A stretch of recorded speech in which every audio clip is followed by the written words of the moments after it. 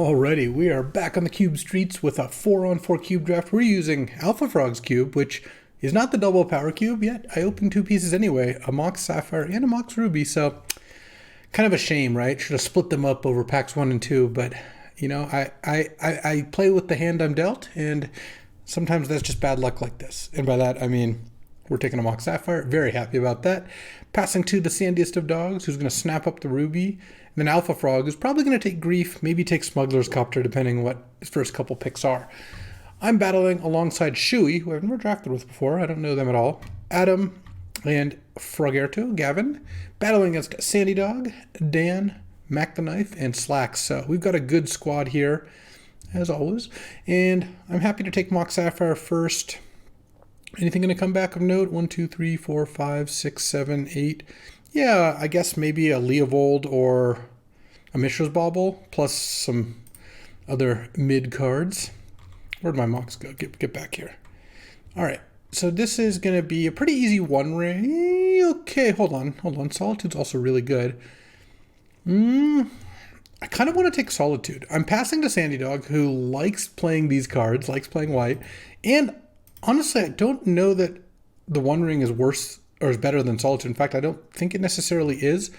On the one hand, the One Ring is colorless, which is pretty nice, and Solitude is actually a pretty white intensive card. It costs double white to cast, and for it to be really good, you need white cards to pitch.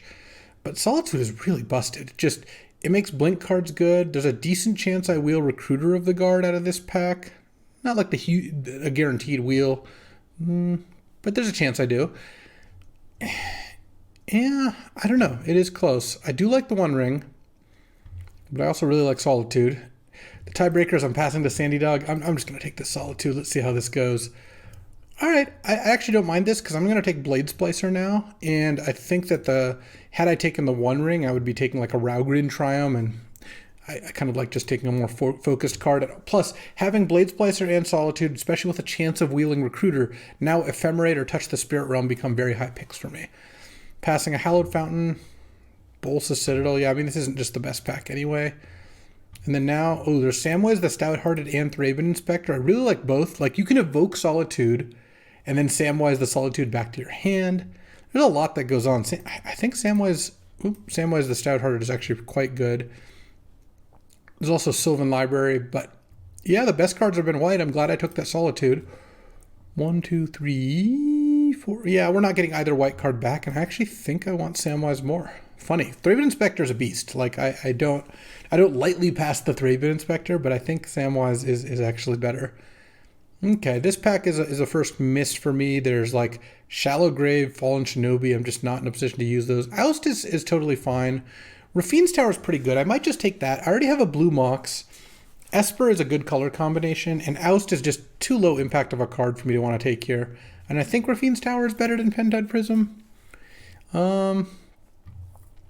Yeah, passing a Portal, a Shallow Grave as like the best cards.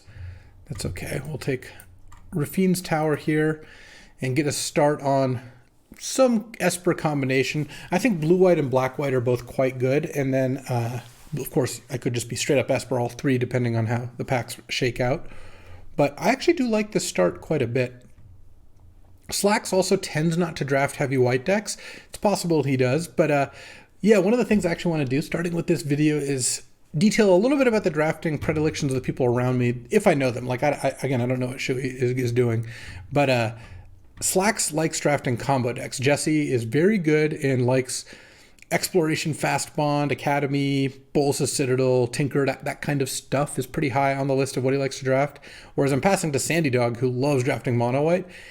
I'm not going to say Sandy only drafts mono white because that's not true, but he does draft a lot of mono white or red, followed probably by Reanimator and Combo, which is funny. He's got an interesting range. I'm probably going to take Staff of the Storyteller. I have, so it's 2 mana, makes a 1/1 spirit, and then whenever you make a creature token, it gets a counter on it, and you can remove a counter and tap it to draw a card. You have to pay a white. I have Blade Splicer and the ability to, as one way to refill it, plus it already is a card and a 1/1 flyer, and I think it's better than Prismatic Ending. Especially this early in the draft, there's a pretty decent chance I can get more. Oh, I'm going to take a page out of Sandy's book here, and I'm just going to take Thalia. Thalia is one of the best white aggro cards, way better than Student of Warfare. And I'm going to pass up Watery Grave because I think I'm just supposed to be taking white aggro cards. Now I'm going to take Esper Sentinel. You know what? I'm not above drafting mono white. My goal here is to help my team the best I can.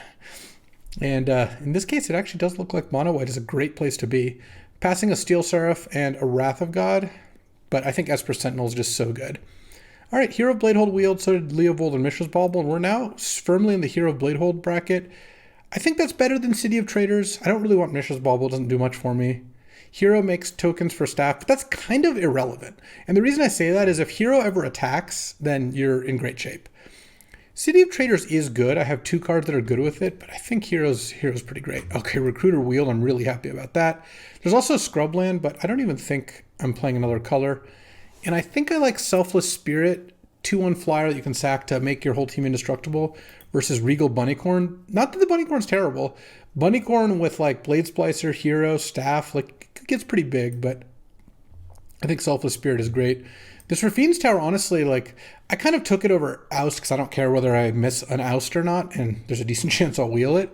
But at this point, like, I'm just drafting mono white, and it's just going swimmingly. I can actually probably make the bottom cards a little bigger because I don't need as many rows because I'm not going to play very many spells. Here, I'll keep the Rafine's Tower down there just in case. Look, if I open Time Walker Ancestral for the first time ever, then maybe I'll play the Rafine's Tower. All right, Horizon Canopy is actually fine.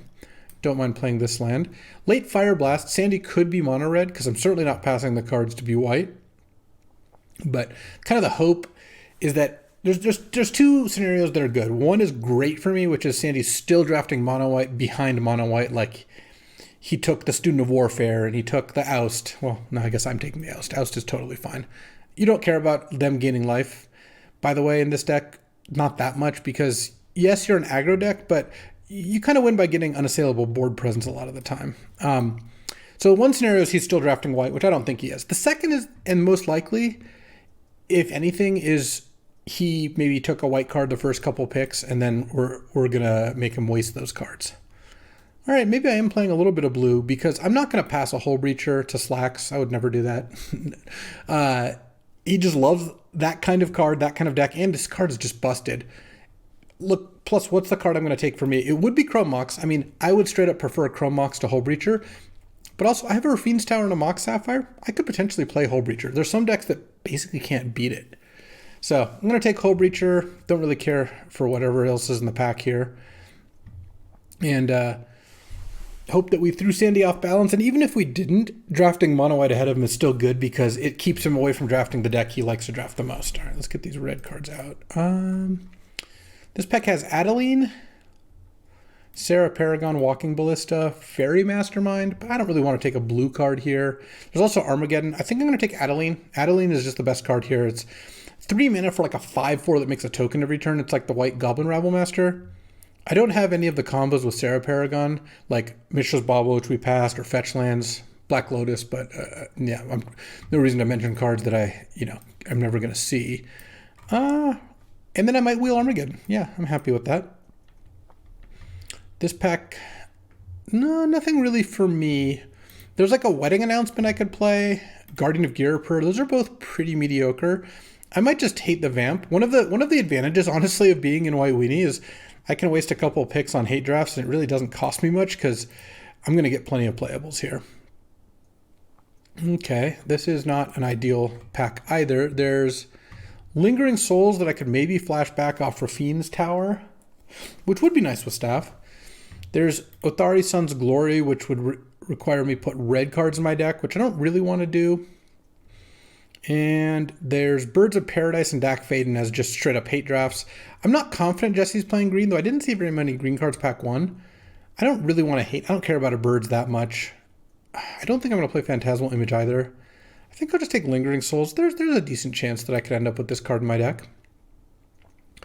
Now there's Stoneforge Mystic. I have no equipment yet, but I could easily pick one up. I could take Creeping Tar Pit, like basically as a double splash, but I don't think I'm supposed to do that. Just likewise, don't want Xander's Lounge, Baleful Strix. I'll take Stoneforge. It's early enough. I could still pick something up. And here I might just take Godless Shrine, because Godless Shrine means at that point, with a Godless Shrine and Rafine's Tower, I could just straight up play Lingering Souls and flash it back enough of the time. Don't care much for Vindicate here. I'd rather take Godless Shrine, and maybe if Vindicate comes back, I can play it. And there's too many blue cards there's really no point in hitting any of those. So one thing that is kind of funny is this pack's been a lot worse than pack 1, but that actually might be good. Because that might mean Sandy's somehow drafting white. I don't think that's very likely, but if he is, it's so good for me. What am I looking for here? I guess a blue-white duel to play Hull Breacher would be kind of nice. The card is pretty nuts. I also would like a piece of equipment to go with the Stoneforge, and then something like Swords or Path would be excellent. I'm not saying I'm going to get a 7th pick Swords. I'm just talking about the cards I would like to see in general. A card I could get 7th and I would really like to see is Ephemerate. This deck is a very good Ephemerate deck. I have Samwise combos with it. Stoneforge can, but that's not that good. But Blade Splicer is great with it. Recruiter is great with it. And Solitude is great with it. It's like Solitude's the best with it. Getting to go pitch cast Solitude Ephemerate, you get to kill 3 of their creatures. Like, Solitude comes in, kills a creature, you Ephemerate it before it dies to evoke, kills another creature. On your upkeep, Ephemerate comes back, it kills another creature. I had a game once against Luis Salvato where he played a turn 2 Nissa, I don't remember her name anymore, and it's funny. The Nissa that makes your lands into 3/3 creatures. And I was just like, okay. And then I just go Solitude Ephemerate, kill 3 of your lands. It was just absurd. All right, so I also have plenty of playables. Oh, I also have this Vampiric Tutor I guess I technically could play, but I don't really think Vampiric Tutor is that likely, just because there's no card in here I really want to tutor for, and it's off a splash, so it doesn't really sound very good. So let's see what we can do here. Oh, okay, there's the Ephemerate. There's also Winds of Abandon, also late Retrofitter, wow, and Salvagers. This is tough because I want Ephemerate more than Winds, but I do like removal. 1, 2, 3, 4, 5, 6, 7, 8, 9. There's also Wandering Emperor. So there's going to be 1 card left here. I'm not going to chance not wheeling Ephemerate. I think it's better than Wandering Emperor and better than Winds for me. And I guess I technically could get a Winds or a Lion Sash back last pick.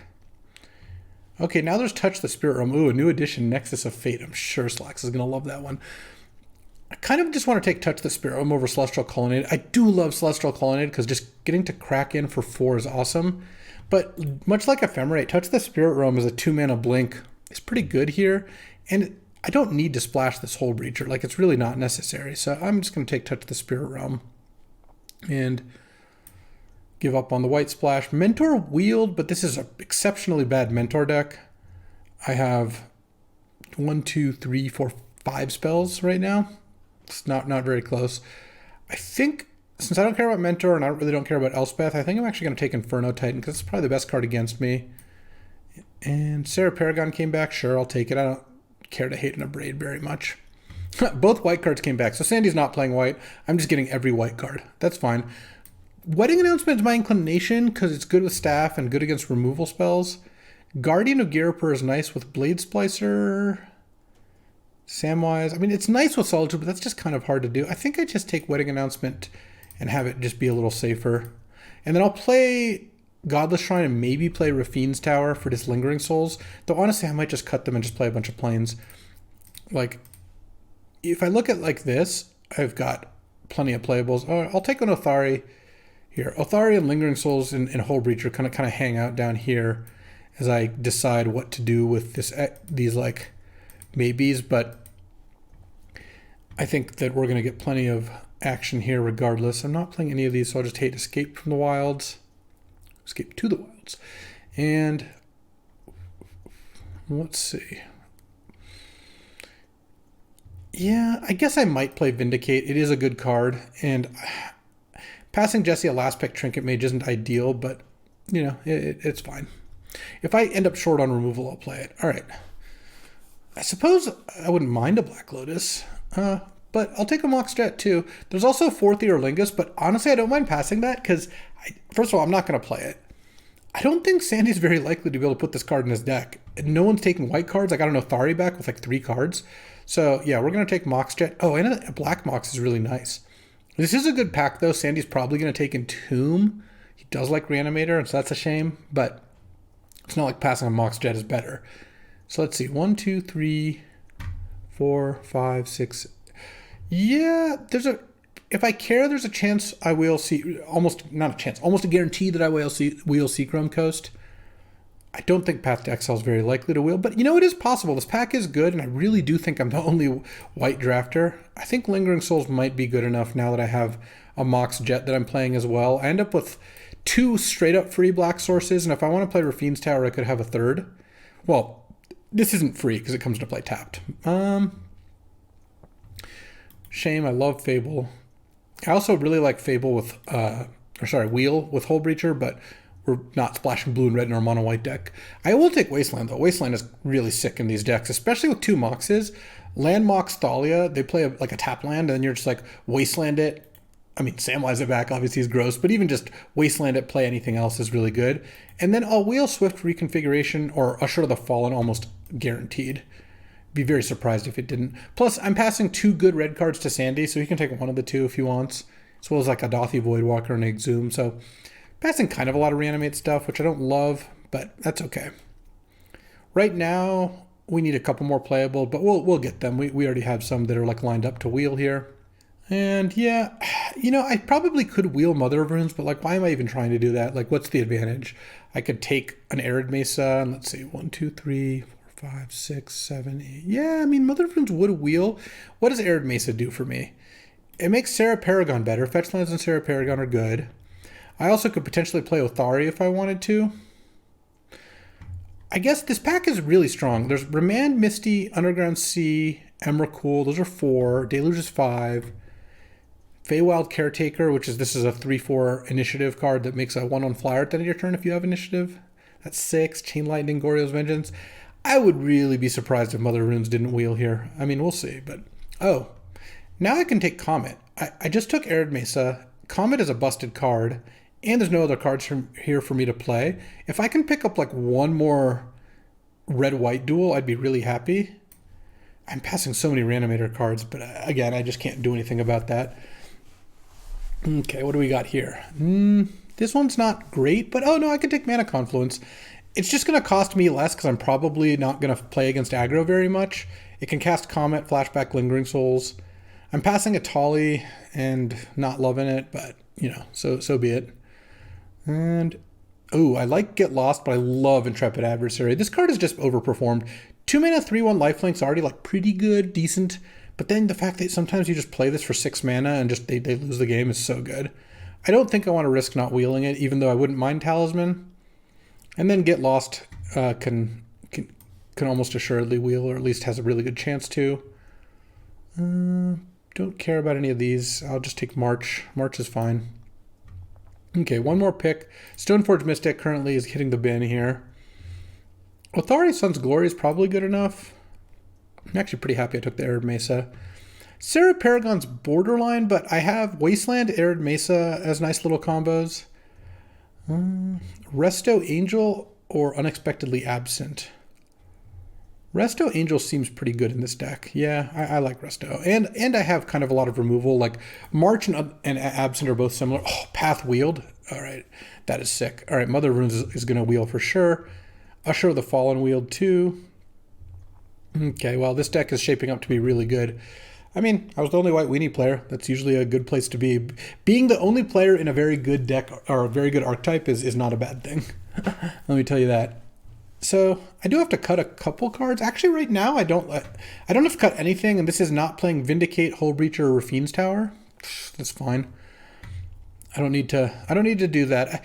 I think playing my only 2 non-mono white cards as Othari and Comet. Yep, Mother of Runes came back. So did Chain Lightning, but Mother of Runes is very good. So don't love passing that Deluge, but I like playing Mother of Runes. Now I need to cut one card. So I could cut a removal spell like March. It's my weakest removal spell probably. Or I could cut Sarah Paragon, or I could cut like Wedding Announcement. Yeah, I'll see. I think Staff actually looks kind of decent in this deck. I've got Lingering Souls, Usher of the Fallen, Adeline, Blade Splicer, Wedding Announcement if I do play that. Hero Bladehold, I don't think that's a big deal. Othari and Comet both make tokens. Yeah, we're doing fine on Staff. How good is Lingering Souls? So Lingering Souls is going to have 1, 2, 3, 4 ways to flashback for free. Yeah, that probably is good enough at that point. Don't think I need Vindicate. I have so much removal. Right now, I had 9 cards. I'll have 14 land plus 2 moxes, which is basically 16. Makes me want to cut one of the removal spells. It's either Oust or March. I'm not cutting Ephemerate Path or Touch. I mean, could be Wedding Announcement. All right, I'm going to take this Corpse Dance. Enough is enough. Though that's a good sign, though. The Corpse Dance still being there. I think there was other Reanimator cards in that pack, so it's not like a guarantee of anything, but...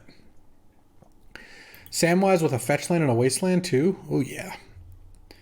Yeah, I mean, basically, I'm pretty happy with this deck. I'm very happy with this deck, actually. Not even pretty happy.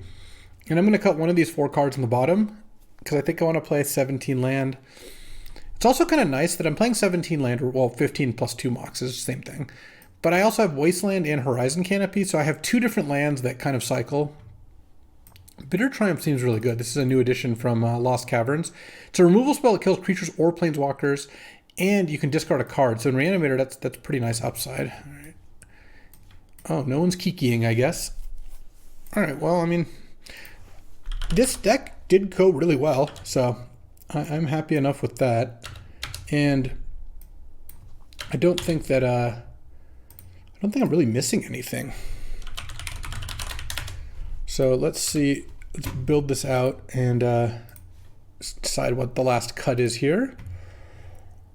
It's really not that big of a deal. Like my last cut, they're all fine cards, so I'm very happy with where I ended up, and I don't think it's going to be that painful to cut a card here. So once again, once I add lands, I'll just get the Get Lost didn't wheel, but I think that's totally fine. I ended up with plenty of removal. It's like Oust, March, Sarah Paragon, or like Lingering... No, I'm not going to cut the Lingering Souls. Maybe Wedding Announcement. Those are the cards I'm looking at potentially cutting.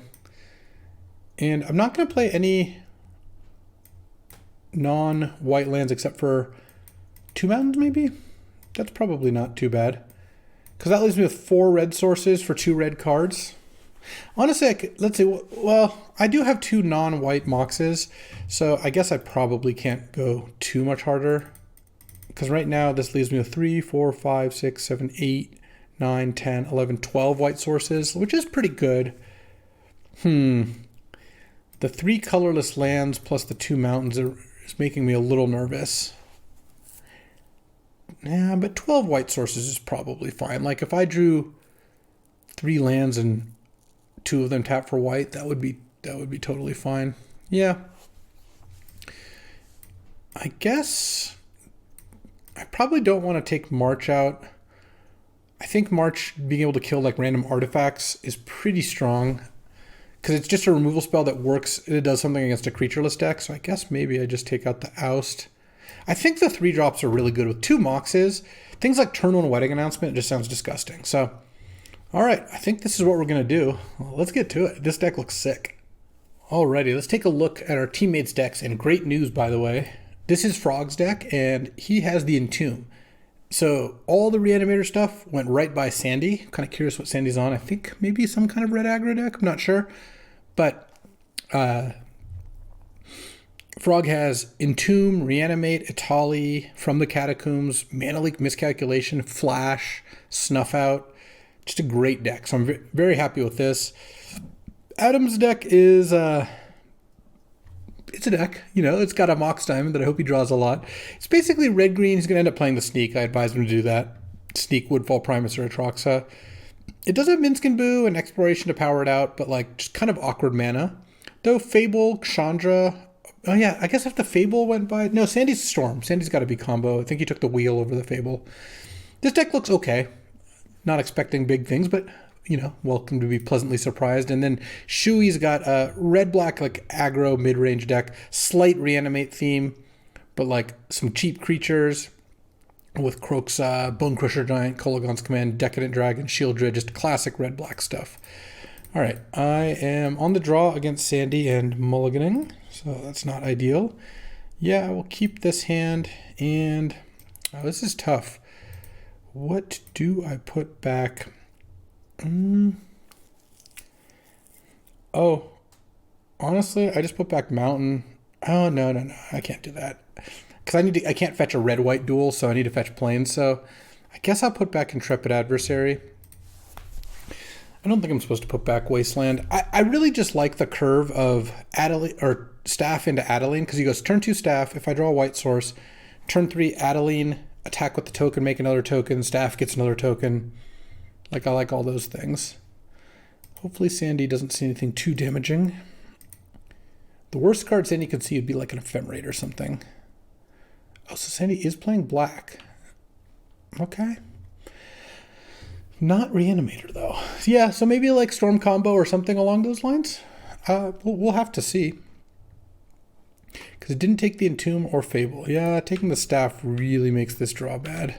Especially since Sandy probably knows I'm drawing drawing a Mox. Well, that's a pretty nice one. I guess I could have played the Mox, but the Mox isn't really even helping me that much. So if Sandy like duresses me or something, I don't really care too much. Okay, Wasteland's not looking very good here. I wish I had kept Intrepid Adversary over Wasteland, as it turns out. Oh, Recruiter of the Guard is actually really nice here. So let's go Mox. Let's see if this resolves. Yep. Let's get a... I guess I'll get a Godless Shrine. I don't think Sandy's very aggressive here. Play Recruiter. And what do I get? What do I get? Could just get like a Blade Splicer. It's not that impressive. I don't have any of the really sick cards. I mean, I guess Solitude is my best card to get with Recruiter in general. Yeah, I think I just get Blade Splicer. I could get Samwise, but that doesn't seem ideal. I could get Thalia. Yeah, let's just get Thalia. Like, let's just mess with Sandy's mana. I have this Wasteland too. Hopefully Sandy plays like a tapped non-basic or something. But I kind of feel like he might be doing some kind of storm stuff, so getting a Thalia seems like a good idea. How you like it now, Sandy? You're on the other side of it, though he's actually doing fine. Thought seizing the Staff was pretty good. Play Wasteland. Play Thalia. And if it gets countered, it gets countered. All right, let's hit. Pass the turn. All right. Drawing white mana would be awesome. If I draw spells that aren't double white, that would be fine too. Sandy doesn't have any plays. All right, Plains is great. Let's go Adeline here. Can't get Cryptic. There's not that many counters Sandy could have that he wouldn't have been able to cast last turn.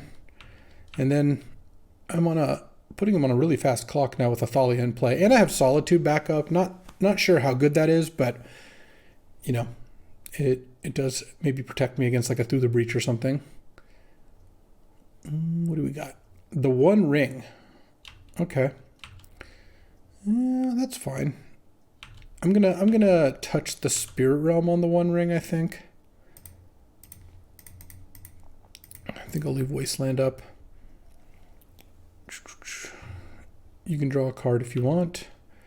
And I guess I will attack with Adeline because I get a soldier token off of that. Or a human token. Boom. Take out the One Ring. Attack with Adeline because it's Vigilance. Alright.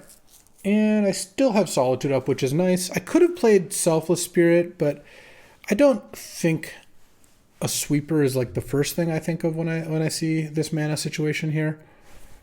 Sandy doesn't have anything. This looks lethal. Is that 3, 8, 9, 10, 11? I mean, it's pretty close to lethal. I guess Lingering Souls really does make it lethal. Let's cast this. And hope there's not anything else that'll stop me. I guess maybe I should have just played Selfless Spirit. But we'll see.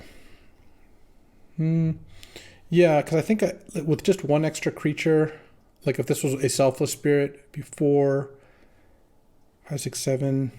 Oh, I guess that would still not be enough. This looks like Cryptic to me. No, this costs 6 now. Well, we'll see what Sandy's got here, but I like my prospects. I don't really know what he's doing over there. Oh, Mystic Confluence. Oh, yeah, that could be bad now that he can bounce the Thalia. But if I didn't play a creature to try to make it lethal, then he wouldn't have had to. Let's see. Let's see if I lose here. I very well could. Wouldn't be shocked if I did. And what are we starting with? A Goblin Welder? Almost nothing bad starts with a Goblin Welder for me. I mean, we'll see. If he's just upping the storm count, maybe that's something. Or like time warping. Oh, now we're wheeling. I guess I'll Solitude, exiling Selfless Spirit. I kind of feel like Wheel of Fortune isn't going to do it here. But, well, I mean, I guess I probably don't have lethal. Force of Negation, Creeping Tar Pit, Watery Greave. Wow, his hand just did not really work out very well. Ooh. Intrepid Adversary means that I do have lethal next turn. So that is nice if it resolves. I could lose this turn to there's some combinations of things that can get me for sure. But I do like where we're at. Thinking about sideboarding. There's some stuff I might want to take out. I guess maybe I would want to put in like a Vindicate. Oh, I should just put in Hull Breacher. Oh, I didn't have an island in my sideboard. Okay. What do we got here? Pentad Prism for 2. And we're trying to set up for next turn. Manifold Key. Oh. Okay. So we've got maybe a Time Vault. Thari is not lethal, but Intrepid Adversary, giving all my creatures +2/+2 definitely is. So let's cast Intrepid Adversary, see if it resolves. And if it does, we're just going to do the max amount and attack for 15. Okay, so Sandy's on these things. And got to show the teammate.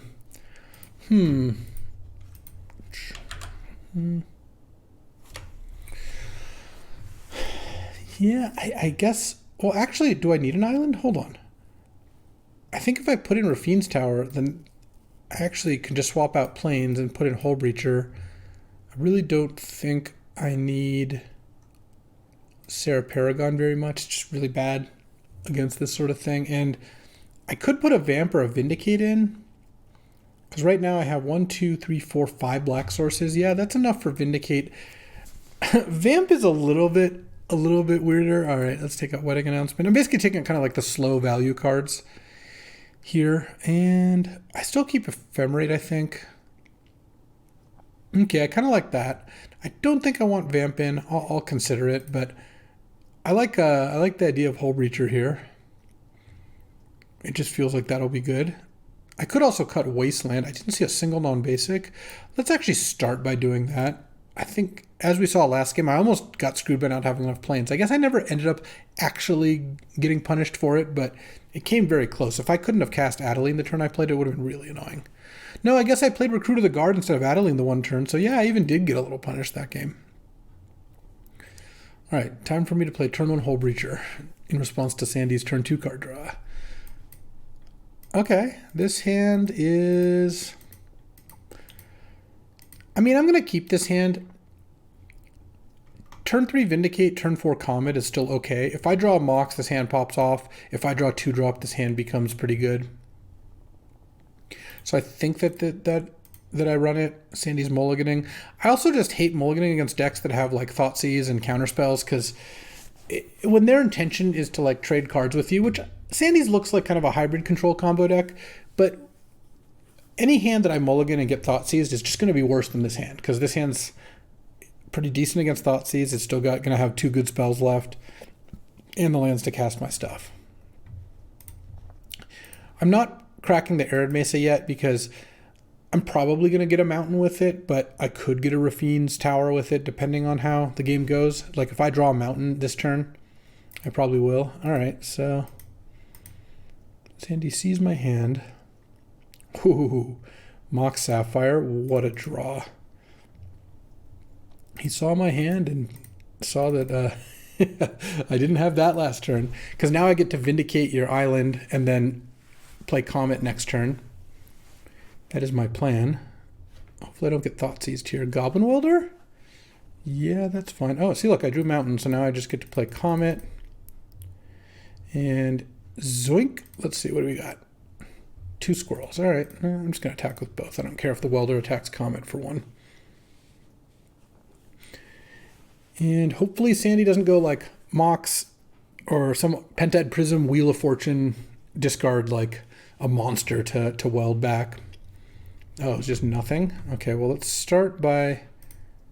that's actually kind of tricky. I think I'll crack Arid Mesa. I think I'm going to get just not a Rafine's Tower because I already drew the Mox. The reason I'm doing this first is because if I hit the -1 on Comet, if I roll a 3, then I get Arid Mesa back into my hand, and it doesn't really matter if I crack Arid Mesa now or later. All right, I'm going to play the Intrepid Adversary. I could have waited a turn to try to double pump it, but I kind of feel like just getting this hit in is going to be awesome. Like, this is already a 2-turn clock, basically, so I don't really think there's a reason to wait on that, especially if Sandy like has Wheel or draws a counterspell or a Thoughtseize or something. He's pretty dead here. That Vindicate just completely took him out. So, looks like, again, usually it's me getting vindicated or beaten down by Sandydog's Intrepid Adversaries. The shoe is on the other foot this time. Also, this keeps Goblin Welder's streak of never winning a match or game of Cube. I think Goblin Welder is just horrendous. Like, it's fun. I would like to get to play the card, but... Oh, Sandy's going to get something going here? Oh, is there a Toxic Deluge? Okay. I mean, it's not going to be good enough, but that is a start, I guess. You don't immediately lose. Comet, if I roll a 4 or 5, I just win. Comet deals 9 here. All right, I rolled a 10. Oh, so that means I get to go again. 11, go again. Oh, we're done. Let's get back Intrepid Adversary. Let's get back Arid Mesa, and I still have 1 left. And 2 squirrels, which that is enough actually to win still, because I got back the Intrepid Adversary. And now I'm going to pay 2. Oop, we got to do it like that. All right, there we go. And attack for 6, and ba-boom. There we have it. 1-0. The Red-White beats against the Red-White beats Master himself. Alrighty, time for round 2, battle against Mac. And Mac's deck looks pretty sick. He's got a blue-white Auriok Salvagers deck with Lion's Eye Diamond, Echo of Eons, Jace, Mana Drain, just Remand. Looks very good. Yeah, I mean, I guess I have to keep this hand, though.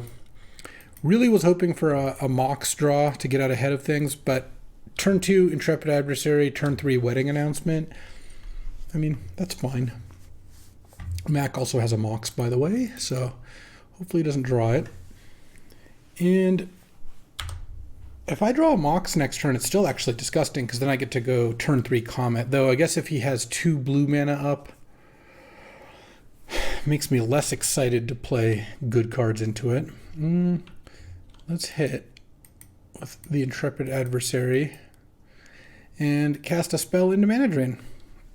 This is why I wanted a Mox, because if I could go turn 1 Adversary, turn 2 Wedding Announcement, this turn I could just not play anything. But you know, who wouldn't want a Mox on turn 1? It's not like I'm asking for something that, you know, is like, oh well, sometimes this is good. No, it's always good to have a Mox on turn 1. So the fact that I don't isn't like a massive travesty, though. At some point, I would like a Mox on turn 1. Okay. Oh, what's going on here? Nothing, I guess. All right, let's whack. And I don't have any instants in hand, so I'm going to cast Lingering Souls. I feel like I'm going to get mana drained here, so I don't want to cast a good spell, yeah. It's just like I knew this was coming, but what am I supposed to do? I can't not play anything. The problem is Intrepid Adversary is not enough damage on its own that I could just sit back and force him to do something. So hopefully the result of this isn't too bad for me. We'll see. Oh, okay. Not bad at all. It could have been a lot worse.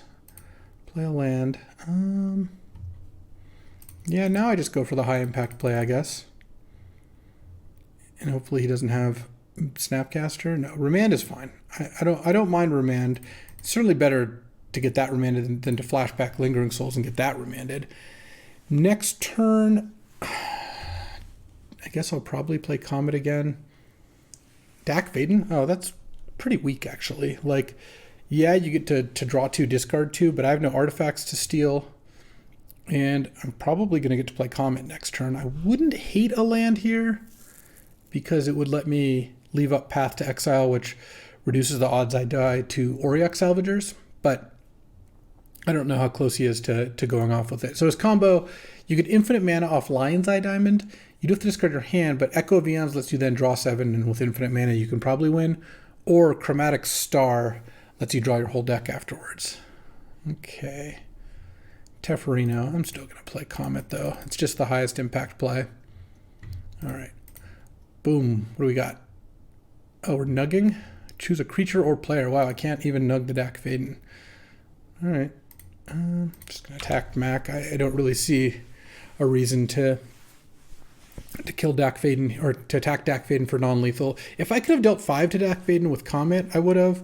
Or if Intrepid Adversary was enough to kill Comet. I was kind of hoping just to get the squirrels off Comet in order to kill Dak Faden, but hitting Dak Faden down to 1 didn't seem very, very useful. All right. Hopefully this isn't a Salvagers and I lose, you know. Monastery Mentor. Okay. Oh, if his last 2 cards are Salvager's Lion's Eye, he gets infinite tokens. Oh, Parallax Wave. Yeah, that's going to be pretty tough. Let's start by using Comet. Now, actually, the damage one would be pretty good because you could kill the Mentor and you couldn't respond. Now what? I guess I'm going to play Staff of the Storyteller. I guess Dak can steal it, but I think drawing a card would be pretty nice. And let's see if we draw a land. We did. So now I could play something else. Pathing the Mentor doesn't really do much. Touch the Spirit Realm doesn't do too much. Let's just pass here. I don't really see too much of an advantage to attacking. Yeah, I mean, I have a little move here. If he goes -2 on Dak Faden to steal Staff, I can touch the Spirit Realm, the Staff in response, and then I get another card out of the deal too. I kind of like that. Let's just pass. Let you do what you will. But I don't like the position I'm in. I think I am losing. What do I want to side? And I guess I'll have to see, but you're just using Dak on yourself, sure. Hull Breacher once again, but I'm probably just going to side kind of the same way I did against Sandy. Just makes sense to me. Discarded Lorien Revealed. I don't love that. Oh, is this Jace the Mind Sculptor? Okay. Sure. Do your thing, I guess. Draw 3. And I suppose I could try to path the Monastery Mentor to knock a counter off Parallax Wave just to spend my mana. That doesn't sound completely outrageous. Doesn't sound very good, but what am I going to do?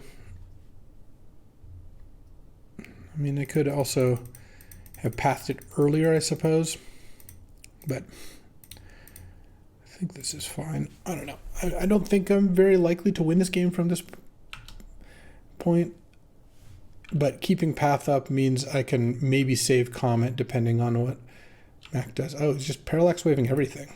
Okay. Are they all going to attack Comet? I guess they are. Sure. Yeah, I mean, I guess I can't stop that. And I guess I'll path the Mentor now. The Parallax Wave is out of gas. And then on my turn, Lingering Souls, and then I can draw off Staff is not the worst. All right, I guess I'll play the Mox first. Flashback Lingering Souls. And actually, I'm going to draw here. Recruiter of the Guard. I could get Solitude. I'm getting the Intrepid Adversary back, but I don't think I want to spend mana pumping the Intrepid Adversary. I'm actually going to play Wedding Announcement. I'm in a lot of life, so I think just getting a token here is good. And if he does Dak the Staff, I can always get it back with Touch the Spirit Realm. Yeah, I mean, I don't like the position I'm in, but I have gained a lot of life. He's at a pretty low life total. This isn't... Oh, he's discarded Teferi. Am I just... I keep thinking I'm just going to die to Salvagers, I guess, but we'll see. I mean, I can just take a big hit off these monks. That doesn't matter too much. I'm not very close to dying, though. He's getting... tearing through his deck. Yeah, his deck's really good. We're going to have to beat the other people.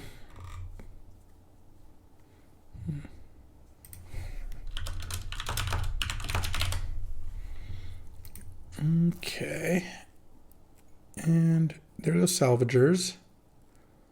There goes Lion's Eye. Yeah, that's enough for me. I don't need to make him click a million times. So yeah, I want Hull Breacher. I actually kind of want... No, I don't like Vamp. He's got a bunch of counter spells. I think Wasteland is good, so I will take out the Plains, and I will put in Vindicate. Do I want Bitter Triumph? Oh yeah, he's got a bunch of Planeswalkers too. And I want to take out... Wedding Announcement still seems kind of bad. Sarah Paragon still seems kind of bad. I do think Solitude's fine. And what's my last card to take out here? Maybe Selfless Spirit. It didn't seem like he had any wraths or anything like that. All right. Let's try this. You know, like that game, I think that game I got him pretty low. I think if I had a Mox on the play, I would have won pretty easily. This hand just seems terrible. Let's aim higher. All right, this looks a little better. Let's put Lingering Souls back, because I'm going to play turn 2 Thalia, so the Lingering Souls is going to be kind of hard to play. And then I kind of hope to just draw Wasteland. That's probably my best draw here, because I can go Thalia into Samwise. Ooh, there we are. If Mac plays a non-basic here, then I'm in the money. And he's got a decent amount of non-basics in his deck. Caracas, that's fine. I mean, it's annoying because it's going to bounce my Thalia, but I'll accept it. All right, let's hit with Thalia. He's going to take it? Okay, he does. Wasteland and go.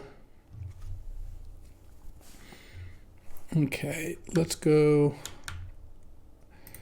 Wasteland, your Caracas, cast Samwise. Boom. Get him. Get that Wasteland back, which you now know about Wasteland, but if you just have non-basics, it's going to be kind of hard not to use them. Like, it's possible that the next land play has to be a non-basic. It probably does have basics to play, but I think getting the Wasteland back is still pretty good. And now I kind of want to just Vindicate here. No, I should just play Thalia. Play the Wasteland. I play Thalia. I don't need to leave Wasteland untapped. Decent chance. Oh, I thought I was going to maybe get Mana Drain, but I guess he didn't have it. And then next turn I can play Hero or I can play Vindicate, depending on what Mac does. Pretty happy either way. Okay, let's attack first. See what you got. And still could have Mana Drain up or Remand, but I kind of feel like you would have countered Thalia if you could have, so I don't know. I think I'm just going to play Hero Blade Hold here. Yeah, and hopefully this... You can't Wrath me because of Thalia. I guess if you deal with Thalia end of turn, you could then untap and Wrath. But we'll see. Get Lost on Thalia. Sure, so I guess that means you're going to play a 4-mana play this turn. Or maybe a 3-mana play. Yeah, just Teferrying the hero.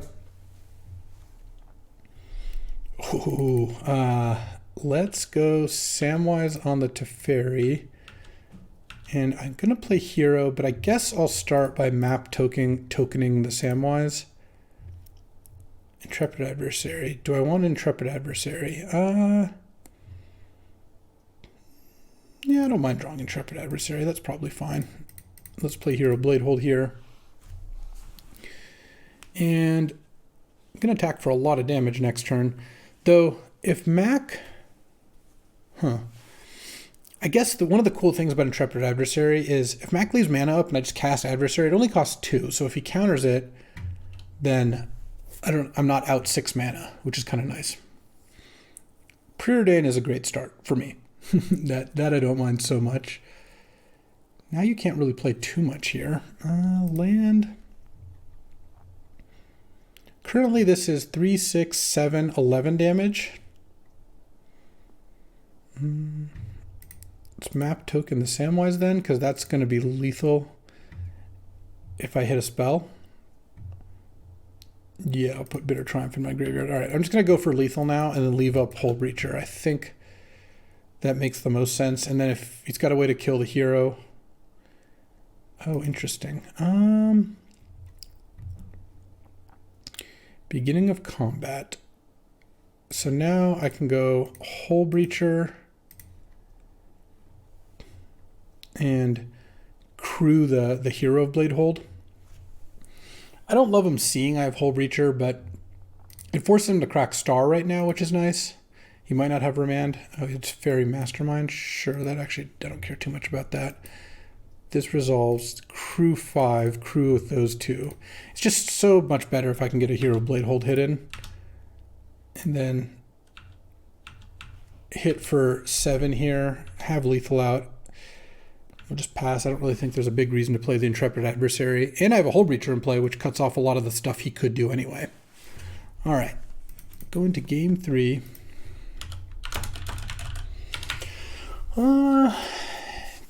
Yeah, I'm not really digging Oust. Didn't seem very good. Haywire Might off Horizon Canopy, anyone? And Mana Confluence? You didn't have much that I could exile, I don't think. Not profitably. I guess Parallax Wave. But the problem is off just 2 sources that aren't even fetchable. That doesn't seem like quite enough. I have March to kill that, I guess, is my plan. Do I want Vampiric Tutor? No, I don't think I do still. Okay. I feel like we've earned a Mox draw at this point. I feel like game 3 is the time for maybe both Moxes to show up. Or neither. What does this hand do? Nothing. I'm just going to mulligan this hand. Yeah, I've got Moxes in my deck. I'm going to keep this. Let's put back March. I think it's March or Hero. I'm not putting back Thalia, Samwise, Plains, or Jet. And I'm not putting back Hull Breacher. It's just so good against him. I think I put back March. It's really close. One of the things about putting back March, which is awkward, is March is one of the cards that will be really good if I... yeah, now I kind of wish I had the March. What is this? Come on. Is this really necessary? I guess I get to play a turn 1 Thalia. But I really wish he didn't just pop off here. Hopefully this makes things a little difficult for him. Drawing like a Mana Confluence would actually be great here. Mox would still be good. Any blue source for Hull Breacher, which I have a couple of. Fiery Islet is not the best. Wall of Omens is kind of annoying. Land. Pass the turn. Guess I'm just going to play Hero next turn. What is this? Karn, Sign of Urza. Sure. Don't think there's a big reason to play Samwise here. All right, play Hero, and there's a lot that gets me here, but max draw was really good. I mean, Landmox, Talisman, Preordain is just a 6 start. Now I'm in dire need of a blue or red source here, or for my Hero of Bladehold not to get killed, but it feels like it's going to. Get lost? Is it getting lost? I guess we'll find out.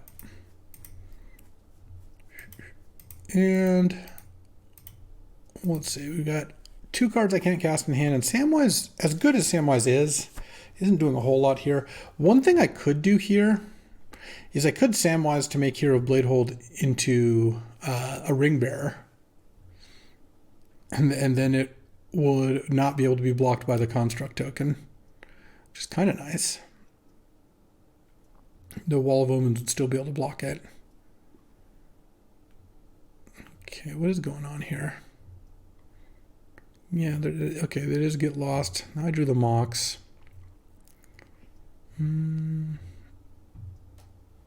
Let's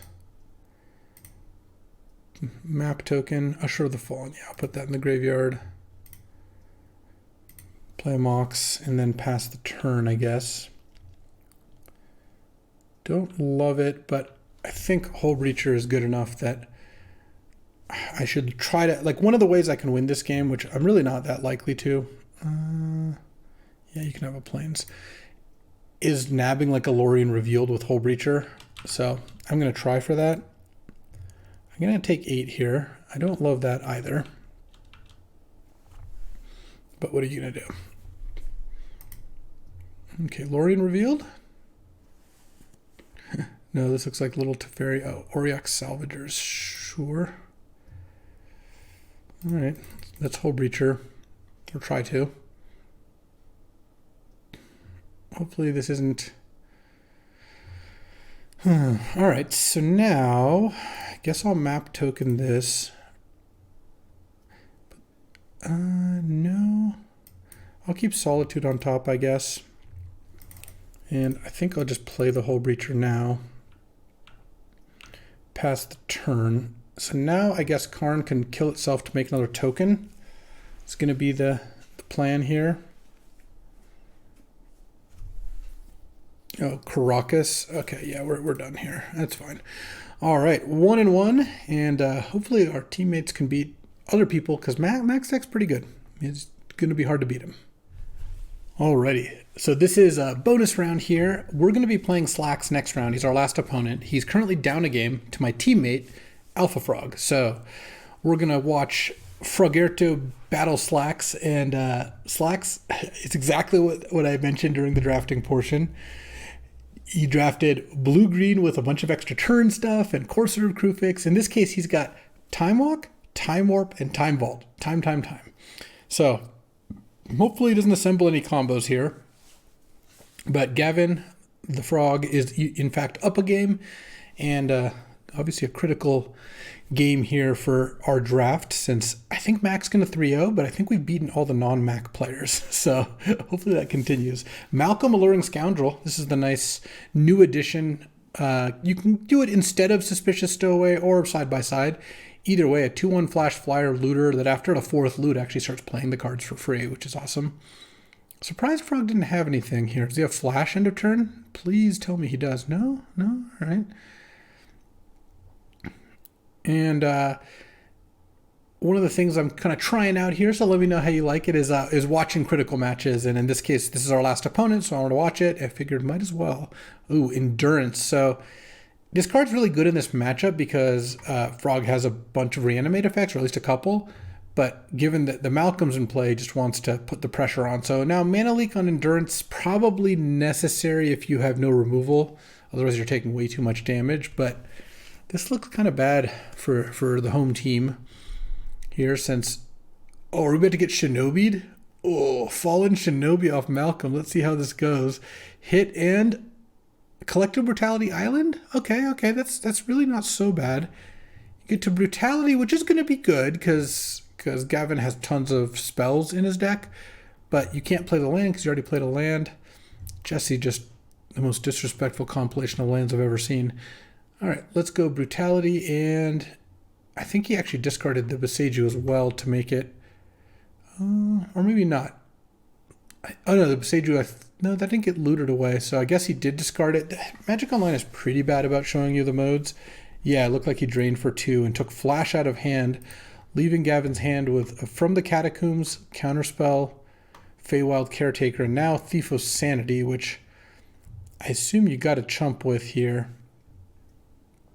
You actually don't have to. You could let the Shinobi hit and just assume that that Jesse's gonna miss here, because you are pretty far behind. That said, Feywild Caretaker next turn, making a 3/4, getting the initiative, and then getting a 1/1 blocker is a pretty good way to come back. My inclination would be to just chump here. I don't think you're losing by so much if the Caretaker resolves.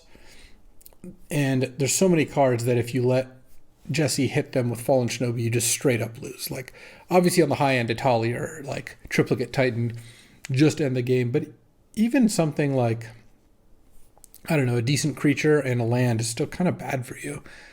It just seems so unlikely that Thief of Sanity is going to be better than whatever that Jesse gets off Fallen Shinobi. So the chump block is made. And of course, Time Walk ends the game. Sail into the West main phase to make both players, well, Gavin doesn't have to discard his hand to draw, but he's going to. I mean, it's still worth it. So I think, especially since you can flash back from the Catacombs. So Jesse discards Birds, and Malcolm draws a new 7. And hopefully doesn't too good, but we'll see.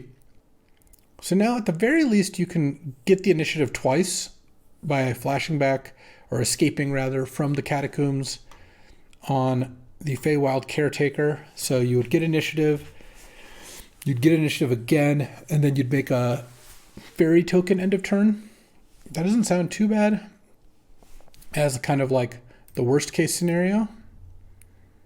Yeah, that's what he's doing here. So let's, from the Catacombs, getting the Feywild Caretaker back. So you can go get a land, and then since you initiative twice, since from the Catacombs also initiatives you, can also make the Feywild Caretaker into a 5/6 if you want. Because now it blocks the ninja. And I don't think Jesse's deck has like a ton of removal, though I guess we'll see. And then Gavin has to discard the hand size, right, because he didn't cast anything. And he discards an Itali. Nice. That was a nice setup. Okay. Obviously, there's tons of things that could go wrong here when your opponent untaps with Fallen Shinobi in play and you're tapped out. But it is possible that we can actually win this game despite getting hit by Fallen Shinobi and then having our next turn be play Thief of Sanity, chump Fallen Shinobi. Obviously, that's not the plays from a winning side. So the fact that we maybe have a chance here is pretty nice. Like, extra turn effects actually don't do that much here unless you have a way to get Fallen Shinobi through. I mean, I guess they do let you untap all your lands and all that. Of course, that's good. Uro, Titan of Nature's Wrath. Okay. That's fine. Jesse's going to put another land into play. And Uro goes away. My name is Uro. I guess this is probably going to be Time Walk here as his last play. That seems that's something Jesse would do. Ooh, no Time Walk. Oh, we're attacking. Oh, it's now a 6/5. So it trades with the Feywild Caretaker. Just going to chump with the Fairy Dragon. Okay. You're really hoping not to see an extra turn effect here, and it's a Time Walk. See, I knew it. I wish I wasn't right. If Gavin had a Daze or a Force here, it'd be sick, but I guess Jesse has the Force of Will, and I think Mac might have the Force Negation. I actually don't remember who has Force Negation. Okay, so you can get Uro back. Or maybe you can kill the Feywild Caretaker. Oh, Tamio. Ooh, Tamio, get back Time Walk. Here it begins. Then you can go Time Walk and still get back Uro.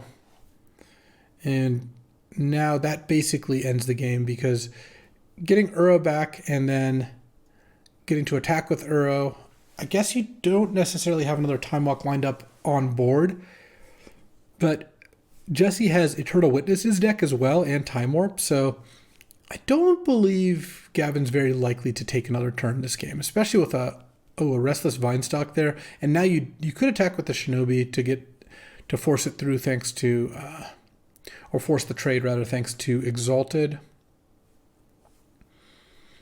But I don't think that's going to help much because now that's just lethal. Restless Vinestock plus the Uro is, this just straight up lethal. So there we go. Oh, snuff out the Uro.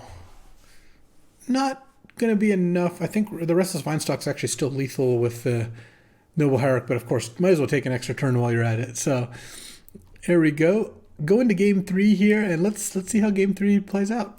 All right, time for game 3, because remember, by the time I started watching, Frog was up a game. And Frog's biggest weakness with this deck is he's got no dual lands. He's just playing like 9/8 mana, which is really not that great for Cube. So, I mean, Frog knows how to draft very well. Obviously, like he was trying to get lands and just managed to not. But, ooh, Swamp, go. And then turn 3, go. This is going to be an unfortunate game for the home team here. Unless we get an island this turn? No? All right, well. This is not an ideal scenario. Cycle, Ragran, Triumph. I guess discarding Triplicate Titan gives us a dream of reanimating it, but I kind of don't feel like that's what's going on because Frog's deck isn't really built like that. And if that was your plan, you might have wanted to discard it on turn 2 instead of playing your second swamp. But we'll see. Courser of Crewfix, okay. Hit Island. Spellseeker to go get Time Walk. Yeah, we're going to kill the Courser.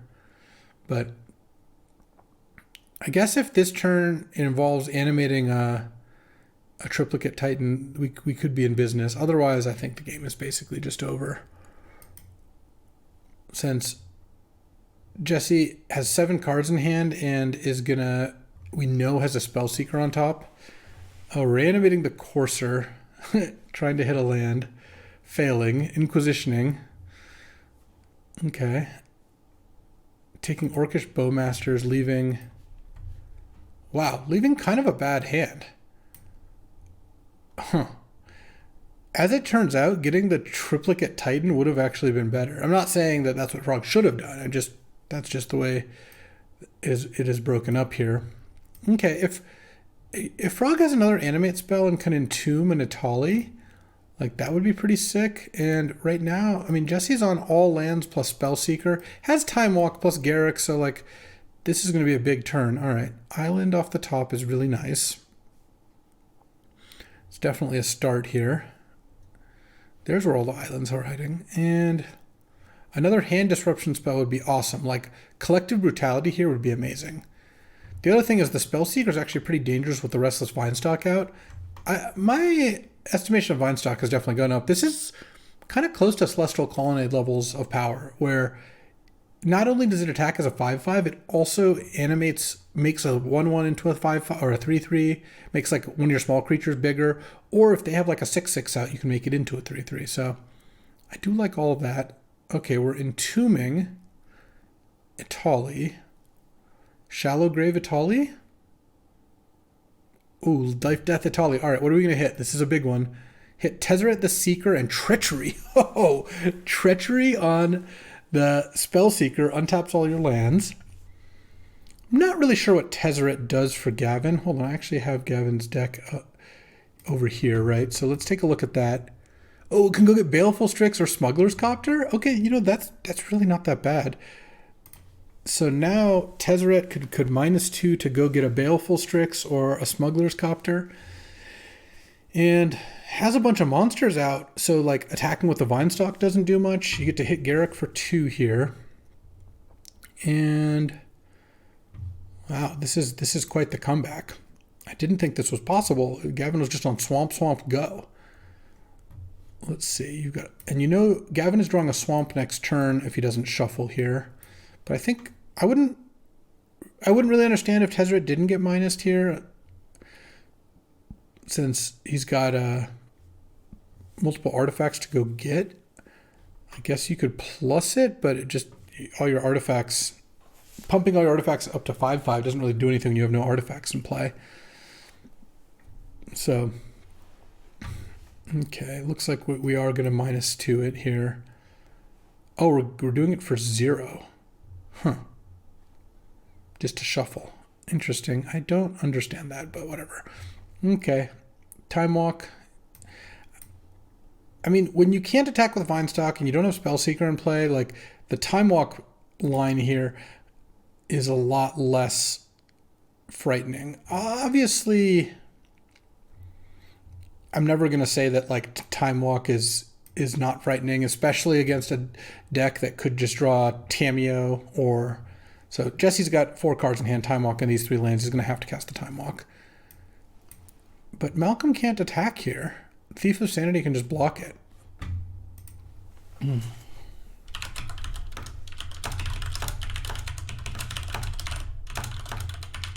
Okay. I was just curious why Frog didn't actually get Thief or Copter. or Strixer Copter rather. And yeah, like what does Jesse do? Like the Malcolm's just gonna get blocked by Thief. You can force the block, but it'd be crazy not to block here. Because drawing a card and discarding a card, if that draws Jesse into like another Time Walk effect, then you're in the same position next turn and you just have to block then. So yeah, this still looks really good because even if Jesse draws like Eternal Witness or like Tameo, I mean Tameo could lead to bad things. Eternal Witness wouldn't be that bad, like an extra turn effect. And I guess Sail into the West would be bad. Oh, Birds? Yeah, Birds doesn't do anything. So Jesse just has 2 lands in hand. Snuff Out on top. Let's see.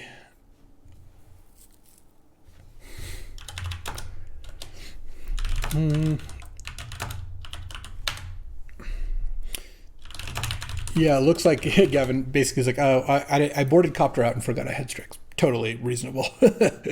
All right, so let's see. What do we got here? We knew we have Baleful Strix in hand. Shuffling to not draw Snuff Out with Tezzeret, which is kind of nice.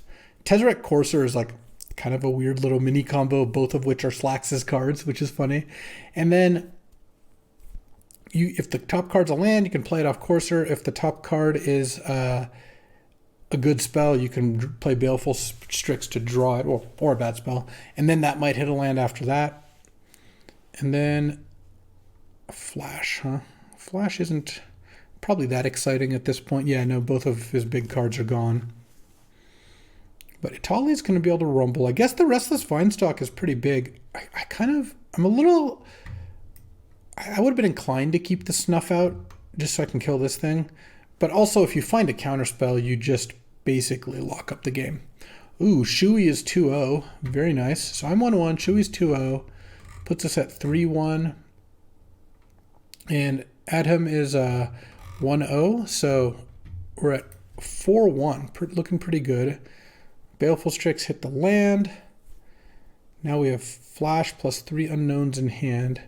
And Itali's going to try to attack Garrick, right? And now Jesse's going to animate this Vinestock and double block. And I really hope that Gavin has a good way to reanimate this Itali, because that would be sick. Oh, Brazen Borrower also works. Yes, totally makes sense to shuffle away the Snuff Out if you have Brazen Borrower in hand, because you don't want a second removal spell here. And now Jesse always can win, given that he's got Time Walk, Tameo, Time Warp. He can always like have these like crazy loops, but it's going to be pretty difficult to win from this position. But I mean, imagine if he goes like play Uro, cast Time Warp, take an extra turn, bring back Uro, Tameo, Time Walk, like that. That's the sort of thing that could actually get it done. Tezzeret shuffled away Miscalculation, play a land, get the Courser, and love not attacking with Baleful Strix because of the fear of Fallen Shinobi. You don't want the birds to turn into a ninja all of a sudden. And now Feywild Caretaker, yeah, this basically puts Jesse in a position where he needs to have like some absurd sequence of plays to win, which I don't think is very likely to. Whoa, Jesse's got White Plume Adventurer too, and Bowmasters. Wow, his deck is sick. It's got a lot of good stuff going on for sure. But Gavin gets there, and I'm on to my last match. Let's see if I can defeat Jesse here. It might be tough. Alrighty, time for round 3. Playing against Slacks, who has the deck we just saw. So a little worried about that. Yeah, I'm gonna keep this hand. Need to, I don't know, come out swinging. Thari is really not the way to do that. Just play a tapped Godless Shrine. I'm going to have ended up siding in Hull Breacher in every single one of my matches, but I just played against all blue decks, so that's kind of how it is. Okay, land means I can go Selfless Spirit into Adeline, so I don't hate that. And maybe get an Othari going later. I'm a little concerned about Endurance here. Let's see. I'm going to Mountain. And I could attack and kill Endurance. Yeah, I think what I'm going to do here, attack with Selfless Spirit. Yeah, that's kind of what I thought. That's what I thought. I'll let this resolve, I guess. You can put my Iron Mesa back. March of Otherworldly Light that. And then I'm going to exile. This turn I'm going to cast March, paying an extra 1, plus discarding a card, and then cast Mother of Runes. I guess I just exile Othari. And then, boom. Do that. Because Hero of Bladehold and Othari are pretty similar, and one costs 3 and one costs 4. I don't want to exile either of the 3 drops, because it's a very real possibility that my next 2 turns are just play Adeline, play Blade Splicer, because I don't draw a 4th land. And I just think Othari is the furthest away from being cast, and it's just not that different from Hero in terms of the effect it's going to have. So, okay, well, haha, Witness with nothing to get back. You love to see it. All right, land. All right, now I'm just going to play Hero Bladehold, because this threatens to do good stuff, and I'll keep the Mother of Runes back here. Don't want to trade it for Witness. Now I guess I wish I discarded Blade Splicer instead of Othari, but drawing 2 lands in a row just seemed like that was a bit much to ask for. And Hero of Bladehold is a very good imitation. All right, don't love Orcish Bowmasters. Okay, I'll save Mother of Runes for now. And what's next? Time Walk. Oof, okay. Why did we play this Witness? I guess you must have drawn the Time Walk. It doesn't really make sense otherwise. Oh, now, you want to get a Fallen Shinobi in. All right, well. I actually have to block Witness then, which is funny. All right. Sure. Guess it would have worked out better to Selfless Spirit. Let's hope Fallen Shinobi just hits 2 lands here. Land and a Lingering Souls that goes to my graveyard? Sure. That's just really not that bad. You do get the Orcish Bowmasters back, which is kind of annoying. And now you're going to get to... Well, we'll see what it does. I'm going to sack the Selfless Spirit. I think Mother of Runes is going to be better here than what's it called? A Selfless Spirit, especially against all those tokens. All right, so I have a Lingering Souls. Hold on, there we go. That's where I want my graveyard. Land. I guess Adeline. And then I'm going to flashback Lingering Souls, which I don't need to do now, actually. It doesn't really make sense to do that first. And let's put Battle Cry on the stack last, so we get a bunch of attackers here. And now, are you going to quad block the hero? No. I'm just going to make all those blocks. I'm not using Mother of Runes here. Don't care to save one of my tokens here. And then I'm going to flashback Lingering Souls. And I feel like I'm in pretty good shape. Yeah, I would trade this Blade Splicer for an Othari, but feeling pretty good. I mean, you don't really have attacks here. Bowmasters doesn't actually do anything against my deck. Though I guess if this is Sail,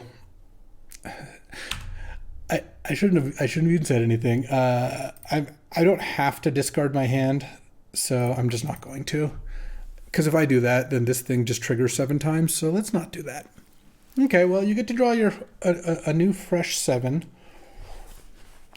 Is Adeline lethal here? I guess not anymore, because now there's 2 different colors of creatures, but Adeline is going to be pretty close to lethal. 1, 2, 3, 4, 5, 6, 7, 8. It'll have done 9 by itself. Oh, Path is nice. Let's just play the Blade Splicer and send in with everything. Well, obviously not the Mother of Runes. And then put these on. I don't really need to Path here, I don't think.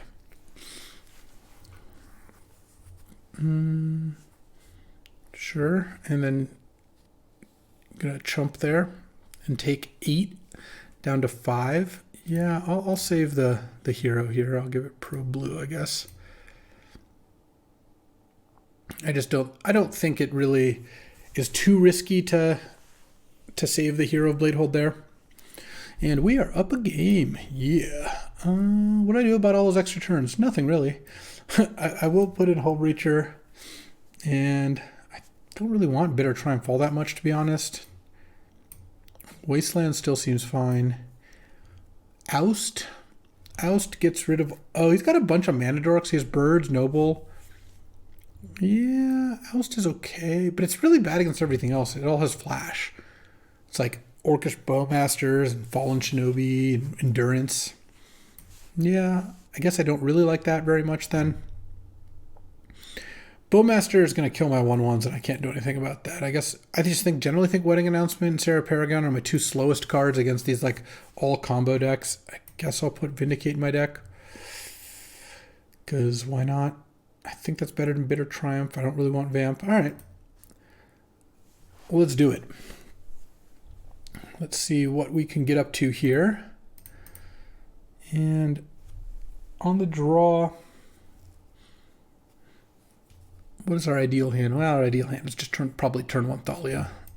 What is this hand? This hand's far from ideal. I can mulligan this hand. I feel like this deck has higher upside hands. Yeah, I'll keep this. I'll put Vindicate back, I think. Kind of have a funny situation where I guess I kind of want to get Rafine's Tower with this Arid Mesa, but I think what I'm going to do instead is... Well, that made it really easy. I was just going to play Mountain Go and then turn 2 Arid Mesa Plains to get it back with Samwise, which I still am going to do. It's just, I already got the Rafine's Tower, so it's kind of a freebie. Okay, Spellseeker. All right, let the extra turns commence, huh? Let's get a Plains. Cast Samwise. Back my Arid Mesa. Sure, Arid Mesa and Adeline. And attack, make a token. You can block the Samwise, that's fine. All right, let's just hope it's not like Garruk, untap 2 lands, Time Walk. Into more things, but I can't... But what am I going to do? I've got no cards that stop that. Tezzeret, go get a key. Okay, we're making a beast. I don't mind that as a time warp. Sure. Just let me know when it's my turn again, I guess. I'll be chilling. There's time warp. Time bolt. Okay. I guess I wish I kept Vindicate now. Well, if I... draw a removal spell for time vault, that would be awesome. A little late there, Mox. A little late there. I guess I'm gonna attack Garruk.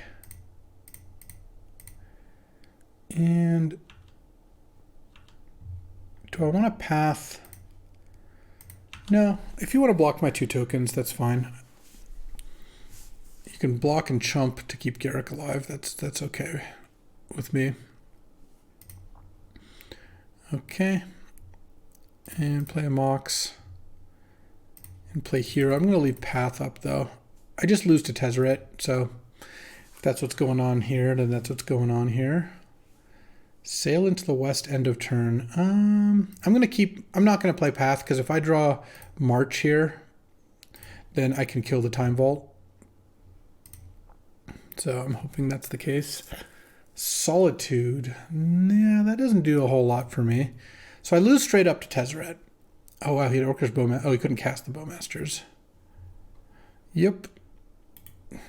No, I needed to draw March. That was my only out here. All right. Because that just untaps the Time Vault. He just takes all the turns. Oh, I guess Bitter Triumph does kill Tezzeret. Maybe it's worth putting in. Yeah, all right. I guess I'm sold on Bitter Triumph in that case. And Touch the Spirit Realm is okay. I think all the cheap cards are good. Maybe I'll take out Selfless Spirit. It's just so unbelievably bad against Bowmasters. All right. I'm on the play. Let's do it. Turn 2 Hero Bladehold. No, but I mean, this is turn 1 Thalia, and then if I draw a land, turn 2 Adeline, and that's probably good enough to win. if I don't draw any more lands, at least I get one turn of casting Intrepid Adversary, and then don't open on birds, please. All right. Land. Oh, there we go. I mean, this is the dream. This is the draw that like I wanted when I like drew up the deck. Like when you look at your deck after building, you're like, yes, this is it. All right, please no Bowmasters. Don't get a swamp. Damn. Well, we tried. Okay, land. I'm still just gonna play Intrepid Adversary and pay 2 here. I just don't think killing the Bowmasters is nearly as good as doing this, because now, I mean, this still just puts Jesse in such a bad spot. Okay, yeah, you got Time Walk. Let's see what you do with it. You've got one turn to do something good here. You have like Damnation or something? I mean, that would be unfortunate. Okay. I guess I'll block. Oh, and that's it. He is done. I mean, that was a sick draw on my part. Turn 1 Thalia, turn 2 Adeline, turn 3 Intrepid Adversary with Kicker. Even though he had Bowmasters, he just got run over. And that's a 2-1, and that is going to be good enough to win the draft. I think we're, I'm 2-1 now, so we're 2-0, 1-1, 2-0. Yeah, Adam's 2-0, Shoei's 2-0, I'm 2-1, and Frog is 1-1. So we have won the draft. And I got to Sandydog, the Sandydog. Drafted a white weenie, passing to Sandydog. You love to see it. Well, this deck did end up playing out pretty well. I mean, it's a solid deck. Like this, it's a white weenie deck with 2 Moxes, which that draw in game 3 there, like that's the sort of thing Moxes can unlock. And like, you know, Thalia is really good for that sort of thing. And Adeline was just excellent every time, as it usually was. Well, that'll do it for today. Let me know how you feel about watching some of the teammates' matches. I'm going to try to pop in here and there when it makes sense to do so, and the match looks sweet. And that was a sweet game, or pair of games between Frog and Slacks, so I did like doing that. I'll be back tomorrow with another cube draft. I always appreciate you watching these, and sometimes we just got to draft white weenie, you know? Gotta have the widen the range. Can't be too predictable, and I had a good time playing these kind of decks. It's fun. It's good to have a variety of experiences, and playing White Weenie, playing Tolarian Academy, playing a Stripline Crucible deck. This is why Cube is so awesome. There's so many different decks you can play. I just literally never get tired of it. And, well, you'll see that, because I'll be back tomorrow with another Cube draft. I'll see you there. Thanks for watching.